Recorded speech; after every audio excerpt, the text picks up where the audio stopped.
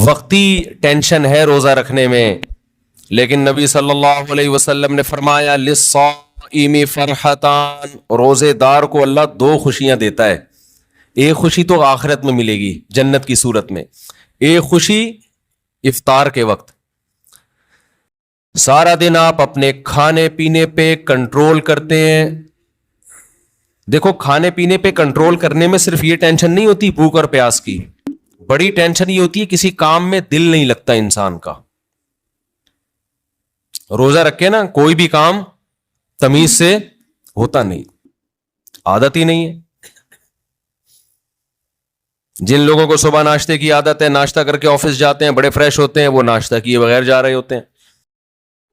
جن لوگوں کو عادت ہے شام کو سٹا لگانے کی، چائے و پینے کی، وہ بغیر چائے کے.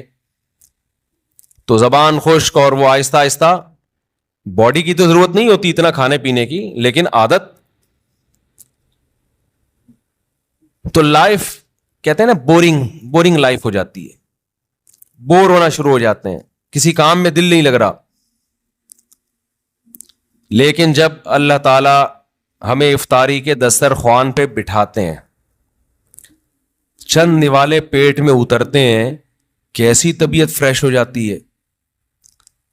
یہ عام دنوں میں طبیعت میں یہ لذت انسان محسوس نہیں کرتا. تو اللہ نے کیا فرمایا، نبی نے کیا فرمایا کہ ایک روزے دار کو جو خوشی ملے گی وہ آخرت میں ملے گی، اور ایک خوشی دسترخوان پہ جب وہ افطار کرتا ہے وہ بھی بڑی مزے کی خوشی ہوتی ہے. اور میں آپ سے ایک گزارش کرتا ہوں، اس کا مذہب سے براہ راست تعلق نہیں ہے، میڈیکل سائنس سے ہے، لیکن مذہب بھی صحت کو کی ترغیب دیتا ہے نا صحت بنانے کی. رمضان میں ایک کام آپ کر لیں، تھوڑا کھانے پینے پہ کیا کر لو میرے بھائی، کنٹرول کر لیں. ہوتا یہ ہے کہ صبح سحری سے لے کے رات تک مغرب تک جب ہم بھوکے پیاسے رہتے ہیں، ہماری باڈی کا فیٹ ختم ہونا شروع ہوتا ہے، باڈی نتھرنا شروع ہوتی ہے، جسم کی زکوٰۃ نکلنا شروع ہوتی ہے، جسم فریش ہونا شروع ہوتا ہے. اس کے بعد جو حساب کتاب افطار کے وقت میں پھوڑنا پھاڑنا ہوتا ہے، اس سے باڈی کی ایسی کی تیسی ہو جاتی ہے. رمضان میں ہارٹ اٹیک کے واقعات میرا خیال ہے عام دنوں سے زیادہ ہی ہوتے ہیں. بھائی اللہ میاں نے کھانے کی چھٹی دی ہے، پھوڑنے کی چھٹی، کھانے اور پھوڑنے میں کیا ہے بولو، فرق ہے. نبی صلی اللہ علیہ وسلم نے فرمایا بدترین برتن جس کو بھرا جائے نا وہ انسان کا پیٹ ہے. کوئی برتن فل بھرا ہوا اللہ کو اتنا برا نہیں لگتا جتنا انسان کا پیٹ برا لگتا ہے اللہ کو. میں نہیں کہہ رہا کہ حرام ہے زیادہ کھا لیں آپ، حلال حرام کی بات نہیں ہے، ناپسندیدہ شریعت کی نظر میں بہرحال ہے، حرام نہیں ہے. اب آپ کہیں گے بھوکے پیاسے بھی کھانے بھی نہیں دے رہے اللہ میاں، ابھی بھی پابندیاں لگا رہے. اللہ پابندی نہیں لگا رہا، لگا کھا لو، پھوڑ دو، جتنا پھوڑنا پھوڑ دو، پڑے ہوئے خود ہی ہو گئے نا، پھوڑ دو. حرام نہیں ہے لیکن پسندیدہ کام نہیں ہے. تو رمضان میں آپ اپنے آپ کو عادی بنا سکتے ہیں کم کھانے کا، اچھا کھانے کا. میں بھی سموسے پھوڑتا ہوں، پکوڑے پھوڑتا ہوں، لہذا میں آپ کو یہ کہوں کہ سموسے نہ کھائیں، پکوڑے نہ کھائیں، یہ غلط ہو جائے گا. جب میں کھانے لگوں گا میرے گھر والے میرا ہی بیان چلا دیں گے کہ آپ خود لوگوں کو بول رہے ہو کہ سموسے مت کھاؤ اور خود کیا کر رہے ہو، کھا رہے ہو. لہذا میں ایسی بات کیوں کروں جو میں خود نہیں کر رہا. لیکن ہم سب مل کے عزم کر لیتے ہیں آپس میں کہ تھوڑا کیا کریں گے، کنٹرول. میں بھی کوشش کروں گا. اب گھر والے کہیں گے بیان دیکھو، میں کہا میں نے کوشش کا وعدہ کیا تھا، تو کوشش ہی تو ہو رہی ہے کہ میرا ہی بیان مجھے ہی سنایا جا رہا ہے. کوشش کی جا سکتی، سموسے بھی کھا لیں اعتدال سے. میں نے بہت دیکھا ہے لوگوں کو افطاری میں بہت زیادہ پھوڑتے ہیں، مسائل کھڑے ہو جائیں گے آپ کے لیے. شربت پہ شربت پیے جا رہے ہیں، چینی کے نا پیے جا رہے ہیں، کولڈ ڈرنک پہ کولڈ ڈرنک پیے جا رہے ہیں. اچھا کمال کی بات یہ کہ افطاری میں طبیعت سے پھوڑتے ہیں، پھر نماز کے بعد آ کے کھانا کھاتے ہیں. یہ آج تک کم از کم میری کھوپڑی میں یہ چیز نہیں آئی ہے کہ اب کھانا کیسے کھا رہے ہو یار. یا تو ایک کھجور سے روزہ افطار کیا ہوتا ہے، نماز پڑھ کے آگے کھانا کھاتے. یہ بہت جگہ ہم نے دیکھا ہے، افطار پارٹیوں میں بھی ہوتا ہے. پہلے افطار پارٹی میں کیک، پیسٹریاں، سموسے، پکوڑے اور چکن اور کیا کچھ ہوگا، وہ کھانے کے بعد چلو جی اب جماعت سے نماز پڑھے، اب کھانا لگا ہوا ہے. اب مجھے کہہ رہے ہو تو وہ کھانا لگا دیا. کھانا یہ کیا کھایا ہم نے بھائی؟ ایک ایک آدمی نے کم از کم 6 سموسے کھائے ہیں اور اتنے پکوڑے کھائے ہیں, تو اب کھانا کیا؟ تو لوگ کہتے ہیں کھانا روٹی سالن کو کہا جاتا ہے اور چاول کو کہا جاتا ہے. یہ جو ہم نے کھایا ہے کھانے سے پہلے, جو نماز سے پہلے افطاری میں, یہ روٹی سالن نہیں تھا.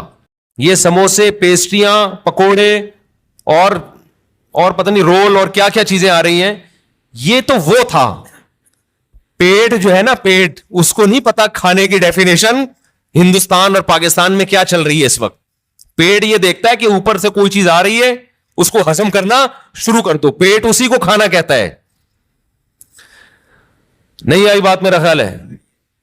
ایک دفعہ ہمارا پشاور جانا ہوا تو ہمارے کچھ میزبان تھے, وہ ماشاءاللہ پٹھان لوگ تو ویسے ہی بڑے سخی ہوتے ہیں.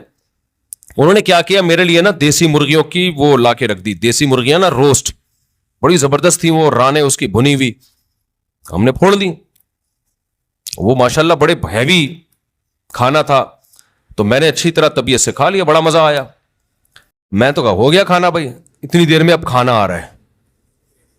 اب مجھ پہ نا, کیونکہ وہ پھر کھلاتے بھی زبردستی ہیں, مجھ پہ راشا تاری ہو گیا. میں نے کہا اللہ خیر کرے اب کیا ہوگا. انہوں نے کہا وہ سب کھانا. میں نے کہا بھائی ہمارے اندر تو طاقت نہیں ہے. انہوں نے کہا تمہارے باپ کو بھی کھانا پڑے گا. ان کا یہ الفاظ نہیں تھے, لیکن اسٹائل اسی قسم کا تھا. وہاں ایسا نہیں ہو سکتا کہ کھانا آئے اور آپ نہیں کھاؤ. پھر ہم نے کھایا, تھوڑا سا کھایا. تو افطاری میں کیا کر رہے ہوتے ہو بھائی؟ تو آپ بہترین, آپ تجربہ کر کے دیکھ لو میرے مشورے پر. افطاری میں شربت نہ پیو آپ. میں آپ کو بتا رہا ہوں, آپ کا دماغ ایسا فریش ہو جائے گا نا, آپ کہو گے واہ مزہ آ گیا بھائی. اکثر آپ نے دیکھا ہوگا افطاری کرتے ہی لوگ ٹن ہو جاتے ہیں, دیکھا ہوگا نا. مغرب کے بعد گھر جاتے ہیں, بستر سے اٹھا ہی نہیں جاتا. پھر تراویح میں ایسے جھوم رہے ہوتے ہیں جیسے جن پر لگتا ہے کسی نے کوئی قبر سے مردہ اکھاڑ کے لا کے یہاں کھڑا کر دیا ہے. یہ حالت ہوتی ہے. آپ کو جو نیند آتی ہے نا, میٹھا کھانے سے آتی ہے, خوب سمجھ لیں, کارب لینے سے آتی ہے. آپ اپنی خوراک میں کاربوہائیڈریٹ کو کم کر دیں, آپ فریش بھی ہوں گے, نیند بھی نہیں آئے گی, جسم کو طاقت پوری ملے گی. آپ افطاری میں تجربہ کر کے دیکھ لیں, میٹھے میں صرف کھجور کھائیں آپ افطاری میں, اس سے نیند نہیں آئے گی. کھجور میں کوئی الگ ٹائپ کا میٹھا ہوتا ہے. آپ نے افطاری میں شربت نہیں پینا, آپ نے افطاری میں روٹی چاول نہیں کھانے, تھوڑے سے کھا لیں آپ, زیادہ نہیں کھائیں.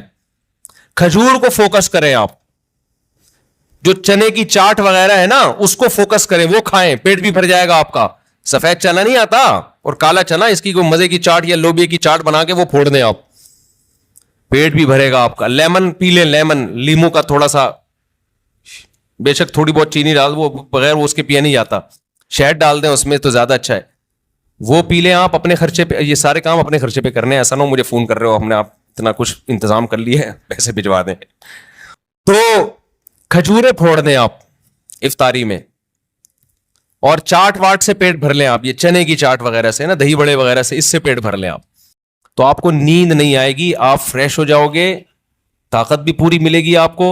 اور یہ جو افطاری کر کے ٹن سے گھوم رہے ہوتے ہیں نا, اور تراویح میں بھی ادھر ادھر جھوم رہے ہوتے ہیں, یہ کیفیت آپ کی نہیں ہو. تو اس رمضان میں کوشش کر لیں روٹی چاول تھوڑا کم کر دیں, میٹھی چیزیں تھوڑا کم کر دیں. ہاں میٹھے میں کھجور کھا لیں آپ, اس سے انشاءاللہ کچھ نہیں ہوگا بلکہ فائدہ ہی ہوگا.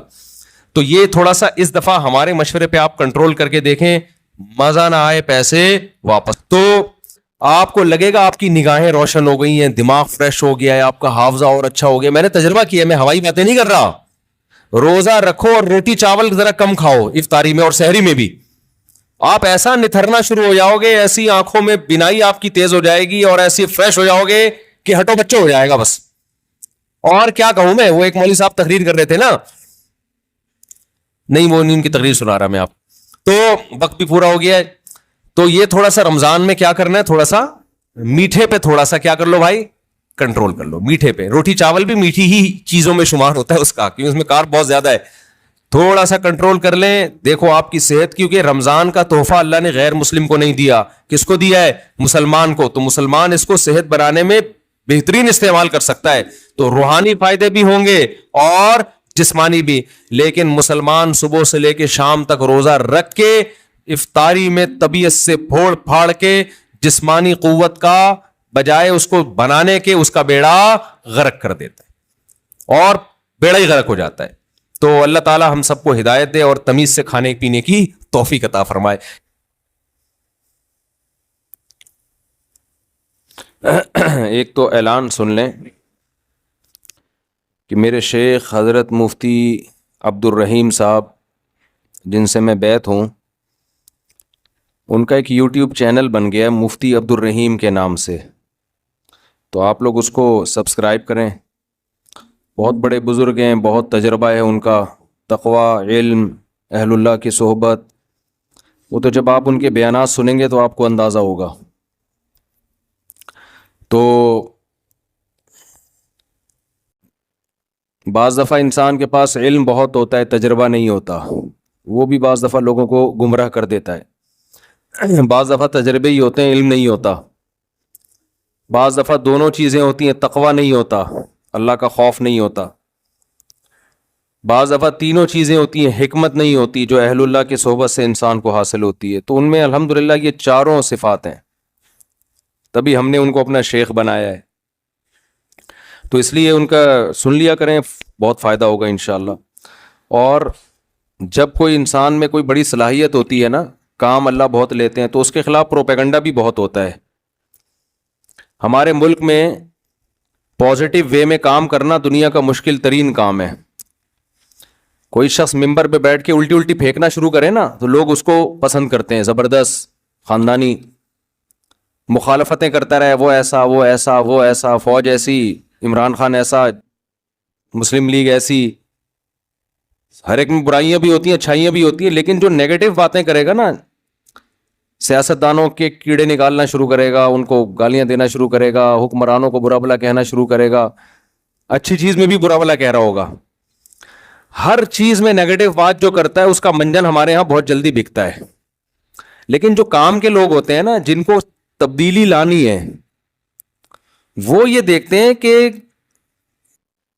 منفی بات بیان کرنے کا, چاہے وہ صحیح بھی ہو, فائدہ ہے یا نہیں ہے. اس کی مثال ایسے دیکھو, ایک عورت کا میاں جو ہے وہ نالائق ہے, باہر اس کا چکر چل رہا ہے, کہیں بہت غلط کام کر رہا ہے نا یہ. اب آپ کو چاہیے کہ آپ اس کو جا کے بتاؤ, یار تم باہر کی عورتوں سے غلط کر رہے ہو, یہ تمہارا گھر خراب ہوگا, بری بات ہے, انسان کے بچے بن جاؤ. تو یہ اس کی علامت ہوگی آپ پازیٹیو وے میں کام کر رہے ہو. ایک طریقے یہ ممبر پہ آگے بیٹھو آپ اور بولو وہ فلاں جو ہے نا وہ بندہ غلط ہے, میں اس کی بیگم کو کہہ رہا ہوں کہ وہ بندہ غلط کر رہا ہے, اس کی بیگم تک میرا یہ پیغام جا کے پہنچا دو. یا اس کی بیوی کو جا کے بتا رہا ہے تمہارا میاں یہ کچھ کر رہا ہے. اس کا مطلب یہ آدمی سوسائٹی میں کوئی پازیٹیو تبدیلی نہیں چاہتا, بس اس کو حق بیانی کا شوق ہے. حق بیانی کا کیا ہے؟ شوق ہے بے موقع. اب جا کے اس کی بیگم کو بتانے کی کیا ضرورت تھی, یار لڑوا رہے ہو میاں بیوی میں, طلاقیں دلوا رہے ہو, اس سے کیا وہ چکر چھوڑ دے گا؟ آپ خود سمجھاؤ, اس کے باپ کو بتاؤ. اس طرح عورت کو شوہر کے خلاف, شوہر کو عورت کے خلاف, باپ کو بیٹے کے خلاف, بیٹے کو باپ کے خلاف. تو ہمارے یہاں بہت سے لوگ اس طرح سے ملک کی اصلاح کی کوشش کر رہے ہیں کہ عوام کو حکمرانوں کے خلاف, عوام کو اسٹیٹ کے خلاف, اور ایسی مخالفت ہونا جس سے فائدہ ہو کہ بھئی یہ غلط ہے یہ صحیح ہے. تو وہ مخالفت برائے مخالفت ہو رہی ہے, اس کے نتیجے میں ریاست کا بیڑا غرق ہونے والا ہے جو حالات چل رہے ہیں. تو پازیٹیو وے میں کام کرنے والے لوگ میں نے اپنی زندگی میں بہت تھوڑے دیکھے ہیں. چند ہیں بڑے بڑے علماء الحمدللہ جو بڑے پازیٹیو وے میں کام کر رہے ہیں, لیکن آپ یوٹیوب پہ دیکھو کہ ان کی مقبولیت نہیں ہے. لوگ سننا ہی نہیں چاہتے, لوگ نیگیٹو باتیں سننے کے عادی ہو گئے ہیں. ہر اچھے کام کی غلط توجیہ پیش کرنا, اور ہر غلط کام کے جو آپ کا لیڈر جو اچھا کر رہا ہے اس کو غلط کہنا, یعنی جو غلط کر رہا ہے اس کو اچھا کہنا, اور دوسرے کا لیڈر جو اچھا بھی کر رہا ہے اس کو بھی غلط کہنا. یہ پالیسی چل رہی ہے ہمارے یہاں. تو حضرت مفتی عبد الرحیم صاحب جو میرے شیخ و مرشد ہیں, وہ ان لوگوں میں سے ہیں جو الحمدللہ پازیٹیو وے میں کام کر رہے ہیں, اور بہت بڑے بڑے کام وہ کر چکے ہیں جس کا پبلک کو پتہ ہی نہیں ہے, کیونکہ ان کو نام کا بھی شوق نہیں ہے. ہم تو ان کے قریب رہے ہیں, 27 سال ہو گئے مجھے ان کے ساتھ رہتے ہوئے, ہمیں ان کے اخلاص کا پتہ ہے. لیکن جب ایک بات یاد رکھو, تو جب آپ پازیٹیو وے میں کام کرو گے نا, بہت سے لوگ آپ کی ٹانگیں کھینچیں گے. کوئی آپ کو اسٹیبلشمنٹ کا کہے گا, کوئی بوٹ پالیشیا کہے گا, کوئی حکمرانوں کا وفادار کہے گا, جبکہ نہ وہ اسٹیبلشمنٹ سے 1 روپیہ لیتے ہیں, نہ کبھی لیا انہوں نے, نہ حکمرانوں سے ان کا کوئی مفاد ہے, لیا ہی نہیں کبھی نا. پازیٹیو وے میں کام کر رہے ہیں. تو آپ ذرا ان کو سنیں تو آپ کو اندازہ ہوگا کہ الحمدللہ کہ تمیز کے لوگ بھی دنیا میں موجود ہیں جن سے آپ کو بہت اچھی گائیڈنس ملے گی اور اپنی زندگی میں تبدیلی لانے کا موقع ملے گا. آپ کہیں گے مفتی صاحب پھر آپ بھی تمیز کے بن جاؤ نا, جب اتنی تمیز باتیں کر رہے ہو. ہم جیسے ہیں ہم کو ویسے ہی رہنے دو بھائی, ہم بدتمیز ہی اچھے ہیں.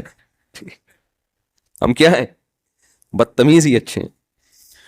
اچھا بھائی مفتی صاحب ہولی منانا کیسا ہے؟ انتہائی درجے کی بدتمیزی ہے. ابھی تمیز پہ بات چل رہی ہے نا. ہندو منائے, آپ نہ مناؤ بھائی. اگر ہندو ہولی مناتے ہیں تو کیا انہیں روکنا چاہیے؟ اور مسلمانوں کے لیے مذہبی رواداری کی نیت سے ہولی میں شرکت کرنا کیسا ہے؟ دیکھو ان کو تو مت روکو, ان کا مذہبی تہوار ہے, ان کو کیوں روک رہے ہو بھائی؟ وہ ہندو ہے, وہ مسلمان تھوڑی ہے. باقی آپ نہ مناؤ. باقی مذہبی رواداری کے لیے, مذہبی رواداری میں یہ ہے کہ ان کو کرنے دو, بس اتنی رواداری کافی ہے, افورڈیبل ہے. اب شراب کوئی شخص پی رہا ہے تو پی رہا ہے نا, وہ پی رہا ہے, آپ اس کو نہ روکو. یہ تو نہیں کہ اس کے ساتھ جا کے پینا شروع کر دو. بھائی وہ ٹھیک ہے رواداری ہے یار, چھوڑو یار, اس کا مسئلہ ہے, ہمارا کیا مسئلہ ہے. تو لیکن میں نہیں کہہ رہا کہ ہولی پینا شراب جیسا ہے, لیکن ہمارے مذہب میں تو حرام ہے نا دوسرے مذہبی تہواروں پر عمل کرنا. تو اب وہ کر رہے ہیں, ان کو کرنے دو, ان کو نہ چھیڑو, لیکن آپ کے لیے اس میں شرکت جائز نہیں ہے. لوگ کہتے ہیں کہ بھائی ہندو بھی تو ہمارے تہواروں میں شریک ہوتے ہیں ہمارے ساتھ. بھائی ان کے مذہب نے ان کو نہیں روکا ہمارے تہواروں میں شرکت سے, ہمارے مذہب نے ہم کو روکا ہے. یہ اگر براڈ مائنڈڈ بننا شروع ہوئے نا تو اس کی کوئی بریکیں نہیں ہے. پھر آگے یورپ میں جاؤ گے, امریکہ میں جاؤ گے, وہ اس سے ہندوؤں سے 2 ہاتھ آگے ہیں, بہت ساری چیزیں ان کے یہاں لیگل ہیں.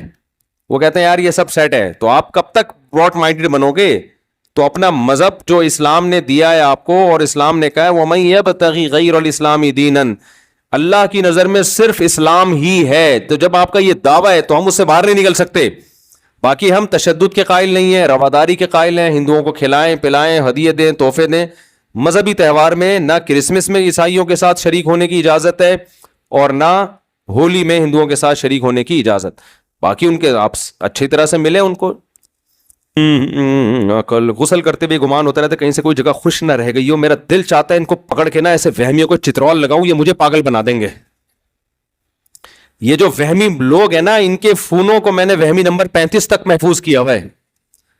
اور ان کے ساتھ زیادہ آپ کو پتا ہے نفسیاتی ڈاکٹر عموماً مریضوں کی کاؤنسلنگ کرتے کرتے تھوڑے دنوں میں خود نفسیاتی ہو جاتے ہیں. یہ مجھے کسی ڈاکٹر نے ہی بتایا, وہ پھر اپنا علاج کسی بڑے ڈاکٹر سے کر رہا ہوگا. آپ جس قسم کے طبقے میں زیادہ بیٹھتے ہو نا, تھوڑی دیر میں آپ کیا ہو جاتے ہو, وہی ہو جاتے ہو. اب وہمی آئیں گے, مجھے یہ جگہ خوش رہ گئی, یہ جگہ خوش رہ گئی, غسل نہیں ہو رہا. جب زیادہ سنتا ہے تو مجھے بھی 5 دفعہ ہوتا ہے پتہ نہیں میرا غسل ہوا کہ نہیں ہوا. حقیقت بتا رہا ہوں. تو ان لوگوں سے جان چھڑاؤ یار. ان کا علاج ان کا یہی ہے کہ ان کو کوئی وضو کرائے اور بول انسان کا بچہ بن کے جلدی سے وضو کرو, پتلی گلی سے نکل یہاں سے. یہی علاج ہوگا, اس کے علاوہ کوئی علاج نہیں ہے ان لوگوں کا. رمضان کا روزہ کیسے رکھیں؟ یہ کیا لکھا ہے؟ پتہ نہیں کیا لکھا ہے بھائی. یہ تو اللہ میاں کو اللہ میاں کیوں بولتے ہیں بھائی؟ اللہ میاں عرف میں اللہ میاں بولتے ہیں, عزت کا لفظ سمجھا جاتا ہے. مرحوم والدہ اگر خواب میں آ کر کہے میری قبر پر آؤ, اور پھر یہ کہنا کہ اچھا قضا روزہ کیسے رکھیں؟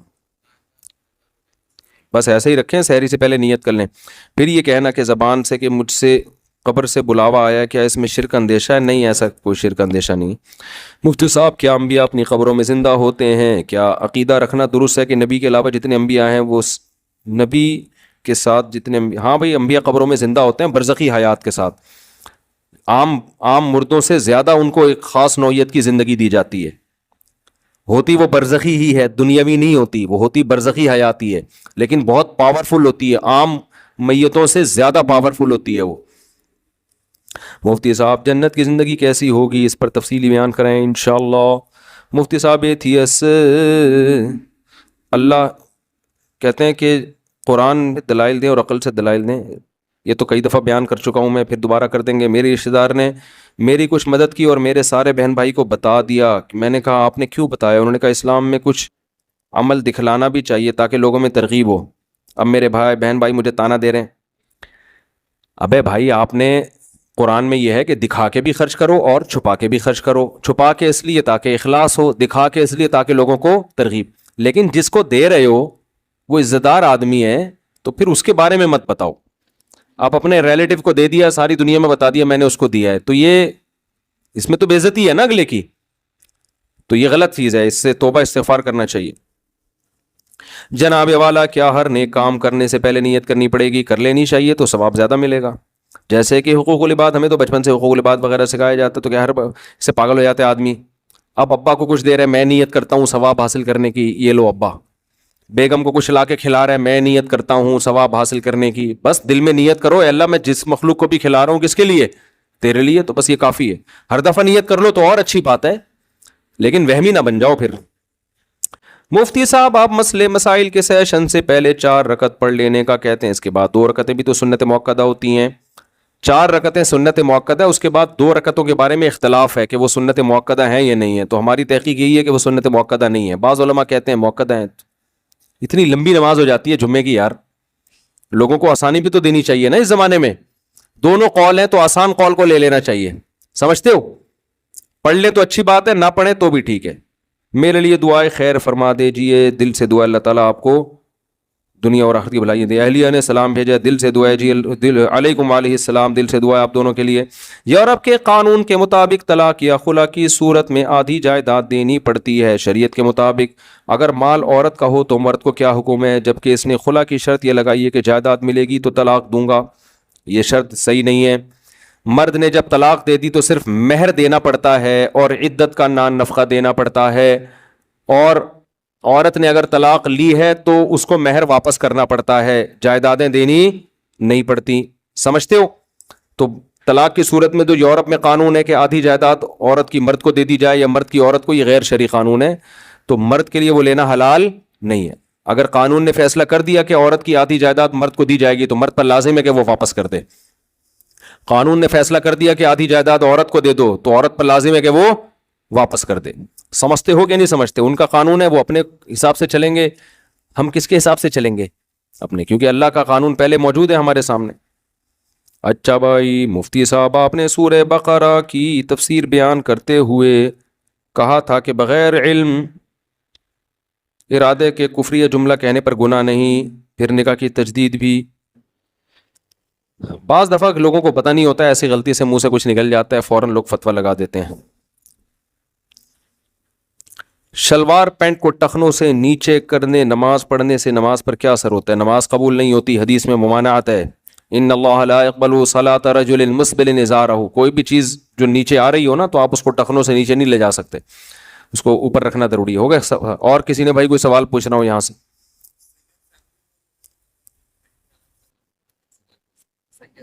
سید کو زکوٰۃ نہیں دی جا سکتی.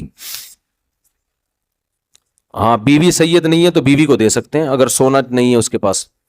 شوہر سید ہے تو اس سے بیوی سید نہیں بن جاتی. بیوی اگر غریب ہے تو اس کو زکوٰۃ دی جا سکتی ہے, سید کو نہیں دے سکتے. اور کسی نے کوئی سوال پوچھنا ہو بعد میں سحری میں اٹھ لیں اور نیت کر لیں کہ رمضان کا قضا روزہ رکھ رہا ہوں. آپ کیا پوچھ رہے ہیں بھائی؟ جی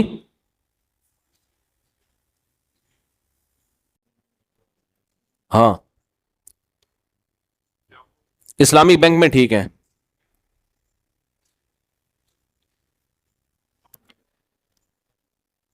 اب مجھے پتہ نہیں کون یہ کام کر رہا ہے, بعض لوگ صحیح کر رہے ہوتے ہیں بات.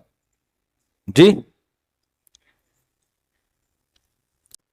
اب مجھے ہر بینک کا پتہ نہیں ہے کہ وہ شریعت کو فالو کر بھی رہے ہیں کہ نہیں کر رہے. ہاں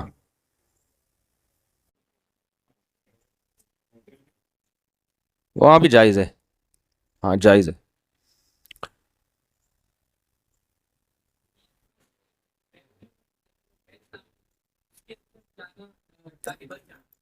بھائی یہ بڑا مسئلہ ہے، غیر اسلامی ملکوں میں جا کے بس جانا اس کے لیے جائز ہے جو اپنے اور اپنی اولاد کے دین کی حفاظت کر سکے، اس کے لیے جائز ہے.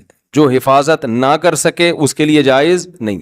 بعض لوگ یہاں خراب تھے وہاں جا کے صحیح ہو گئے، لیکن بعض یہاں صحیح تھے وہاں جا کے خراب. تو یہ جنرلی کوئی ایک یعنی ایسا نہیں ہے کہ ہر ایک پہ وہ اپلائی ہو سکے. ایک قاعدہ بیان کیا جاتا ہے کہ جو اپنے دین کی حفاظت کر سکتا ہے اس کے لیے جانا جائز ہے. لیکن روز بروز نا وہاں کے حالات خراب سے خراب تر ہوتے چلے جا رہے ہیں، کیونکہ اسکولوں میں ہومو سیکشولیٹی باقاعدہ پڑھائی جا رہی ہے، ترغیبیں دی جا رہی ہیں.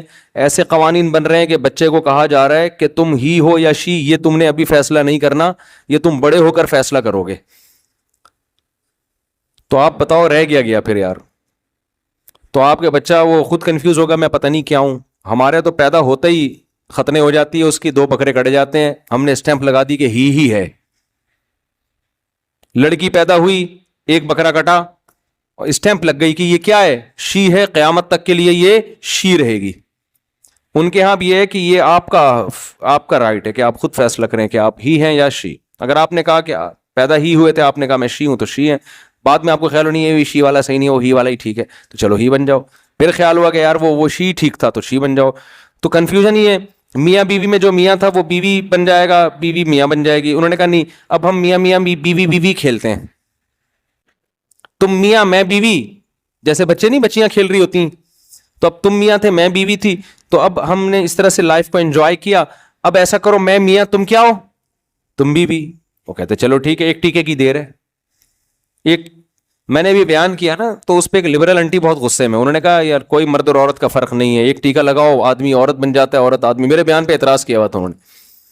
تو مجھے خیال ان سے بولو ٹیکا لگائے بغیر کیوں نہیں بنتا، وہ ٹیکا کیوں لگانا ضروری ہے. تو اب تو ایک ٹیکے کے فاصلے پر ہیں، جو بننا ہے آپ ایک ٹیکا لگائیں بن جائیں. آپریشن ہوتا ہے چھوٹا موٹا سا.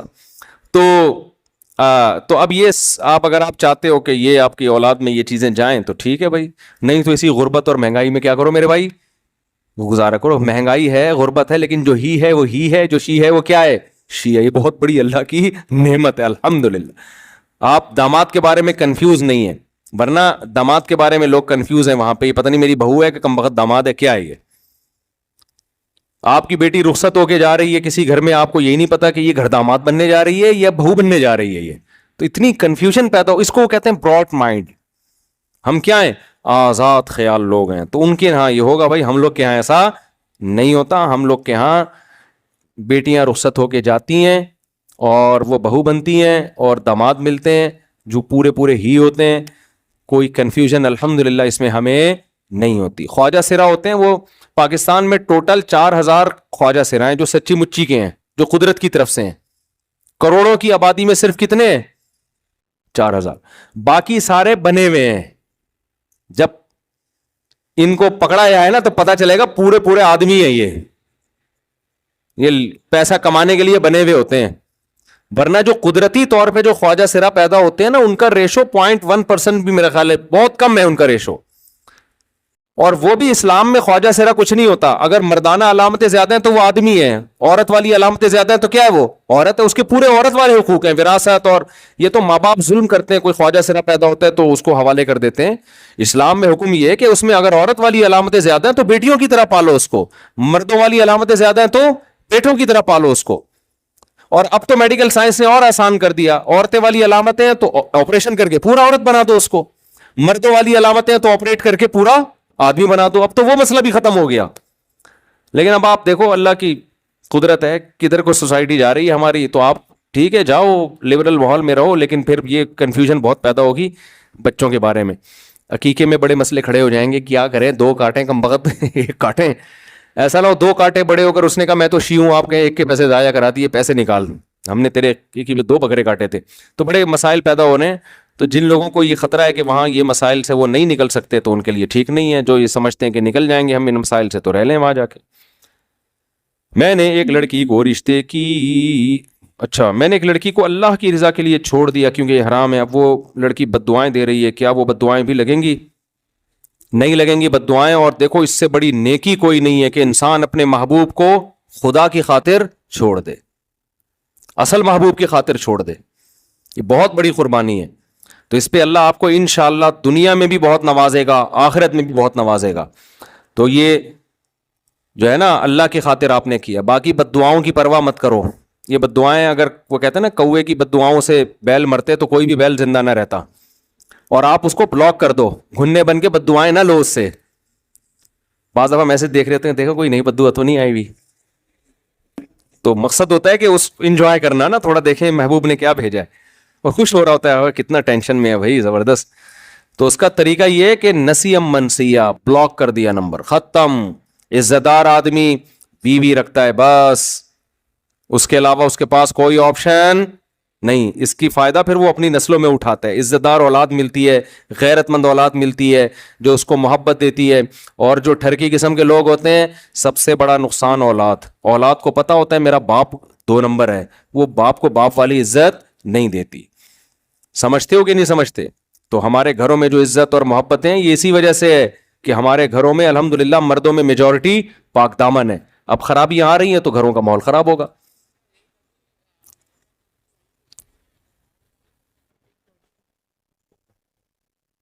نہیں وہ تو ٹھیک نہیں ہے, نہیں یہ تو صحیح نہیں ہے. نہیں فلموں کے تو لائک نہیں کر سکتے نا آپ. تو تحقیق نہیں ہے, سننے میں آیا کہ سیریا یا ترکی میں ایسا واقعہ ہوا ہے. ملبے تلے پوری فیملی تھی, خاتون نما شکل میں ایک عورت آئی کہ میرے بچے اس ملبے کے نیچے ہیں. ہاں, جب ان کو نکالا گیا تو ان کو بتایا کہ آپ کے انہوں نے کہا کہ آپ کے والدہ نے کہا تھا کہ ہمارے والدہ کو تو 1.5 سال ہو گئے. پتہ نہیں, واللہ عالم. ایسا ہو سکتا ہے, ممکن ہے. اللہ کی قدرت سے تو کچھ بعید نہیں ہے. جی جی اللہ کی قدرت سے تو کوئی بعید نہیں ہے بھائی. سبحانک اللہم و بحمدک. بھائی آخری سوال, بس بچہ کافی دیر سے پوچھ رہا ہے, جلدی بس آخری.